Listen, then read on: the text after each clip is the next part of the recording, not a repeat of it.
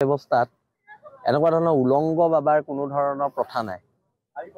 যদি কোনোবা সম্প্ৰদায় মানে তেওঁলোকে নিজৰ ৰাজ্যত মানক, ৰাজস্থানত মানক, আমাৰ তাত ক'বলগীয়া একো নাই। কিন্তু আমাৰ ইয়াত বাই ভনী আছে, আমাৰ মাহঁত আছে। আমাৰ ইয়াত যদি থকা মানুহখিনিৰ, আমাৰ মহিলাখিনিৰ আগেদি এজন উলংগ মানুহ খোজকাঢ়ি ঘূৰি ফুৰে, আমাৰ সমাজ ব্যৱস্থালৈ কি বাৰ্তা যাব? আমাৰ সমাজ ব্যৱস্থালৈ, আমাৰ ভৱিষ্যত প্ৰজন্মলৈ কি বাৰ্তা যাব? আমাৰ 8জনকৈ ল'ৰা কালিৰ পৰা আটক কৰি থৈছে কেৱল মাত্ৰ গণতান্ত্ৰিক প্ৰতিবাদ কৰাৰ বাবে। এইটো নিন্দনীয় আৰু আমি ইয়াক ধিক্কাৰ দিছোঁ আৰু ইয়াৰ বিৰুদ্ধে প্ৰতিবাদ হ'ব।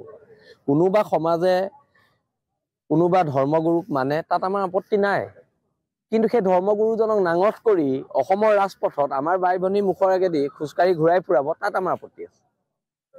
কিবা কৰিব আছে যাওক, ৰাজস্থানত কৰক, আমাৰ কি আপত্তি আছে? কিন্তু ইয়াত এইবিলাক কাম কৰিলে আপত্তি থাকিব অসমৰ খিলঞ্জীয়া মানুহৰ। আৰু খিলঞ্জীয়া মানুহে এইবোৰ সহ্য নকৰে, কাৰণ আমি মাৰ্জিত ৰূপত থকা এখন সমাজ। আমাৰ সমাজত আমাৰ নাৰীয়ে মেখেলা চাদৰ পিন্ধে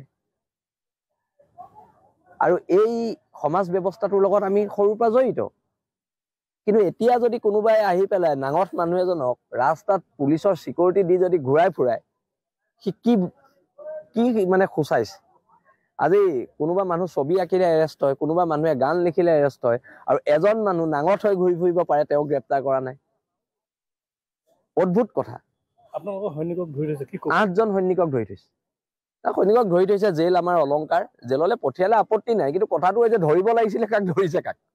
ধৰিব লাগিছিলে নাঙঠ বাবাজনক। এতিয়া অৰ্ধ উলংগ প্ৰতিবাদ কৰিলে ল'ৰা ধৰে, এতিয়া এজন মানুহ নাঙঠ হৈ ঘূৰি ফুৰিছে, তেওঁক ধৰিব পৰা নাই। আমাৰ ল'ৰাকেইটাই আকৌ কাপোৰ পিন্ধি আছে, কাপোৰ পিন্ধি থকা ল'ৰাকেইটাক ধৰিছে, আৰু কাপোৰ নিপিন্ধাজনক পুলিচৰ চিকিউৰিটি দিছে। কেনেকুৱা কথা? কেনেকুৱা কথা মানে? গণতন্ত্ৰত এইবোৰ কেনেকুৱা কথা? ধৰিব লাগিছিলে লেংদা মানুহটোক, ধৰিছে কাপোৰ পিন্ধি থকা মানুহকেইটাক। আজি মেডাম মেফিৰ দিনা এইটো খুব অশুভ বাৰ্তা গৈছে অসমবাসী, খিলঞ্জীয়া মানুহৰ, বিশেষকৈ উজনি অসমৰ মানুহ খুব খঙত আছে এই বিষয়ক লৈ, আৰু এই বিষয়ক চৰকাৰক অতি শীঘ্ৰে এইবিলাক বন্ধ কৰিবলৈ আমি দাবী জনাইছোঁ।